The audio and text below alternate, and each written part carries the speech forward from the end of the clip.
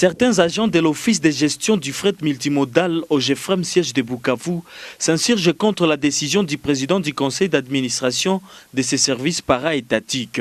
Une décision réintégrant une dizaine d'agents pourtant accusés par la direction d'avoir détourné une somme de plus de 250 millions de dollars américains. Ces agents l'ont exprimé ce mercredi à travers un sit-in organisé au bureau de l'OGEFREM à la Botte en commune d'Ibonda. Cette situation a paralysé toutes les activités de l'OGEFREM durant toute la journée. Sur place, certains agents s'asseyent dans la cour pendant que d'autres expriment leur ras-le-bol à travers des discussions. Selon certains agents, le vice-premier ministre et ministre des Transports José Makila a demandé la réintégration urgente des agents qui ont été licenciés récemment par la direction qui les accuse de détournement. Les agents de l'OGEFREM protestent contre cette décision qu'ils qualifient d'illégale. Aïcha Mukambilo, présidente syndicale de l'OGEFREM Bukavu, indique qu'ils ont juste emboîté les pas de leurs collègues de Kinshasa qui dénoncent également cette mesure. Elle souligne qu'il est inconcevable que des personnes qui ont détourné l'argent de l'entreprise soient réintégrées. Aïcha Mukambilo. En fait, si nous sommes aujourd'hui en sit-in, c'est parce qu'il y a eu un mot d'ordre venu de Kinshasa, de par notre intersyndical au GEFREM.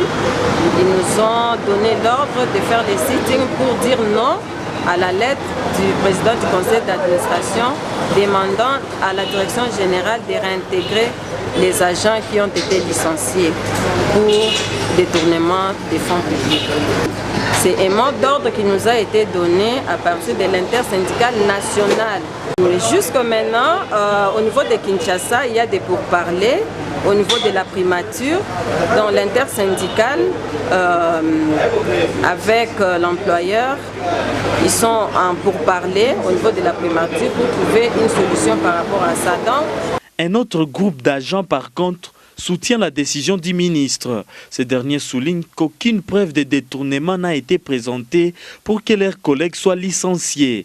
Ils disent ne pas être d'accord avec l'initiative du syndicat. L'un de ces agents en parle.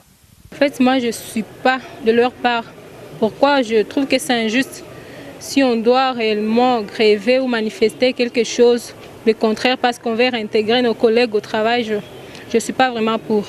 Bon, c'est quelque chose qui est dit, mais on n'est pas sûr que ce sont eux qui ont détourné parce que jusque-là, il n'y a pas de preuves. Ce qu'on savait, on savait que c'est leur tête qui avait détourné. Eux, ils n'étaient que des exécutants. Ils ont fait juste ce que leur chef avait demandé. Oui, je pense qu'il y a une sorte de manipulation. Ils font des choses, donc ils sont manipulés, quoi.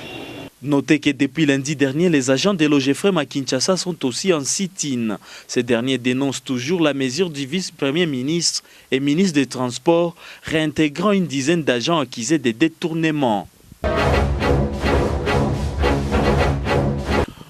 L'Union nationale de la presse du Congo INPC, section du Sud Kivu, promet de suivre la situation et les activités des journalistes qui œuvrent dans les milieux ruraux, et cela à travers les organisations internationales qui interviennent dans ces milieux.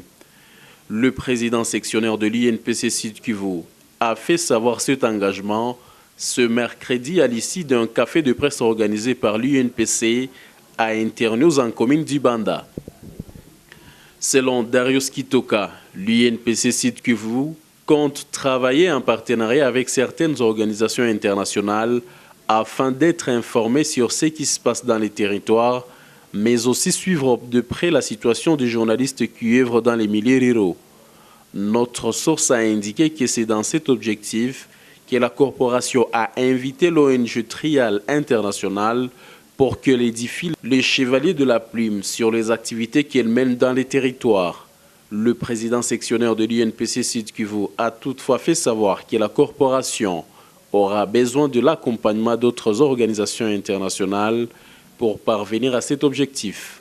Darius Kitoka. Nous avons voulu échanger avec une organisation qui travaille surtout dans les milieux ruraux et qui s'intéresse aussi à la femme, notamment Trial International. Voilà pourquoi nous avons été ici. Nous avons voulu entendre comment est-ce que Trial peut aider la presse au niveau de nos territoires ruraux, et particulièrement la femme, parce que nous sommes dans le mois de la femme. Nous avons voulu comprendre le travail du trial par rapport à l'activité des journalistes dans nos milieux ruraux. C'était donc ça l'essentiel pour aujourd'hui. Nous en avons également profité pour comprendre les activités et les objectifs de cette ONG internationale. Mais il nous a été dit que Trial s'intéresse beaucoup plus aux crimes de masse et non pas aux crimes individuels, aux crimes contre l'humanité. C'est là son cheval de bataille. Mais au moins, nous avons eu à apprendre qu'avec Trial, nous pouvons avoir beaucoup d'informations concernant les journalistes qui vivent et qui œuvrent dans le milieu rural de la province du Sud Kivu, parce que vous comprenez que Trial a les moyens et les journalistes aussi est en quête de l'information et Trial constitue pour nous une bonne et grande source d'information. Peut-être pour un autre mot, il a été aussi une opportunité pour l'Union nationale de la presse au Sud Kivu de faire le point par rapport aux nouvelles activités qu'elle doit entreprendre au courant de ce mois de la femme, mais aussi au courant de cette année 2018. Et il a été demandé à chaque journaliste de se conformer au règlement ou à la réglementation de l'Union nationale de la presse du Congo afin de s'éviter tout déboire dans l'avenir. Nous avons donc insisté sur l'obtention de la carte professionnelle parce que désormais, on sera en train de descendre sur le terrain et ceux qui ont leur carte de presse auront la charge de chasser tous ceux qui ne sont pas en possession de leur carte professionnelle parce qu'ils seront considérés comme usurpateurs, tous ceux qui descendront sur le terrain sans être en possession de leur carte de presse nationale qui donne en fait le statut de professionnel de la presse au niveau de la République démocratique du Congo. Merci. Signalons qu'il a été recommandé aux chevaliers de la plume de se doter de cartes de presse, surtout pendant cette période où la profession est infiltrée par des journalistes sans identité.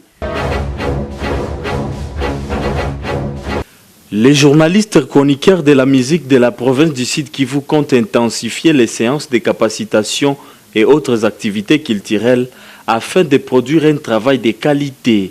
Ces derniers ont pris cet engagement les mercredis au cours d'un atelier de planification organisé en partenariat avec l'ASBL Caribou Jeunesse Nouvelle.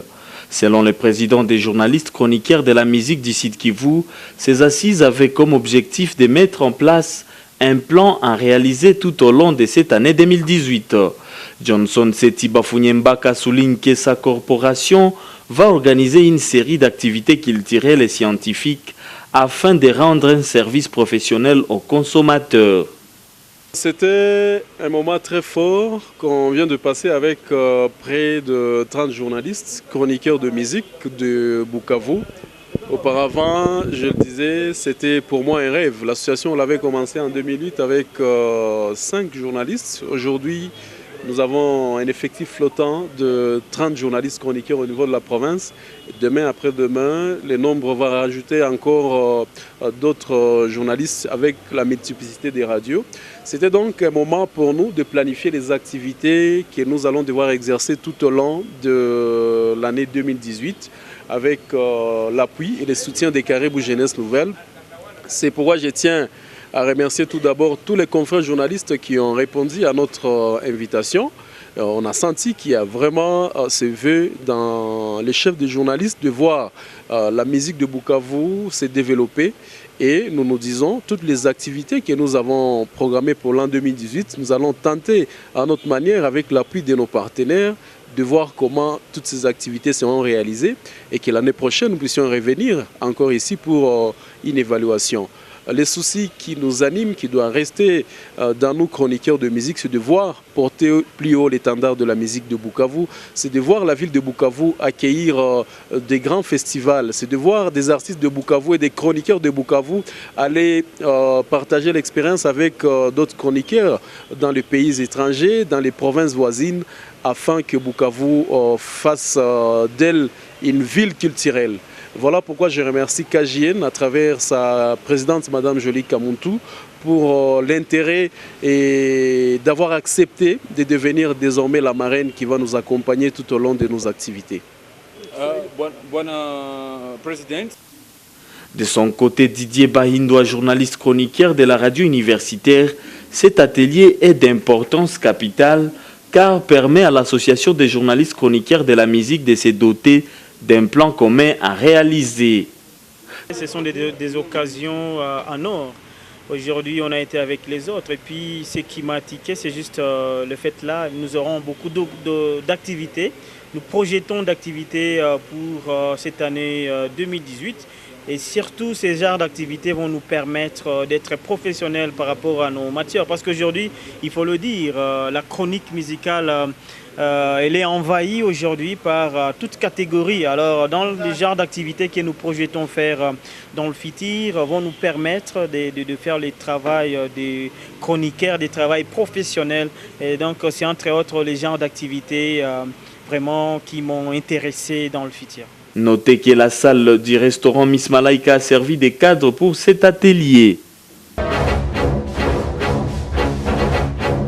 Le directoire national du Parti du Peuple pour la Reconstruction et la Démocratie vient de désigner 6 secrétaires permanents adjoints aux côtés de Ramazani Chadari. Il s'agit de Willy Bakonga, Béatrice Lomea, Lukin Kasongo Mwandiavita, Willy Ngoupas, Ferdinand Kambere et Jacqueline Pembe qui ont été promis à ces postes.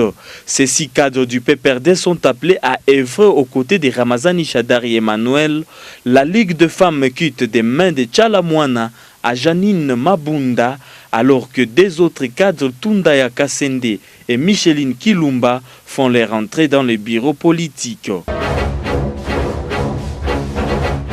La famille Nkanou Marcelin a le profond regret de vous annoncer le décès de leur sœur aînée Isabelle Bioneka, décédée à Lubumbashi ce mardi 13 mars 2018. L'enterrement aura lieu ce vendredi 16 mars 2018 au cimetière Sapin D à Lubumbashi. À Bukavu, le deuil se tient chez Nkanou Marcelin au numéro 39, avenue Maniema, en face de la Régie des eaux en commune d'Ibonda. Ce communiqué s'adresse particulièrement au gouverneur et vice-gouverneur de la province du Sud-Kivu, ainsi qu'à tous les membres du gouvernement provincial du Sud-Kivu, au général de la police Louis Segon Karawa, à l'auditeur supérieur du Sud-Kivu, le colonel Roger Ouavara, au directeur de la prison centrale de Bukavu, le major José Ntou, à tous les bourgmestres au Sud-Kivu et la mairie, au directeur adjoint de la DPMR Sud-Kivu, M. Alain Tambouka, aux journalistes et musiciens de Bukavu, à toute la famille ainsi qu'à toutes les connaissances se trouvant à Bukavu et partout ailleurs. À Maman Kinja Mwendanga. Pour la famille Nkanou Marcelin Nkanou, si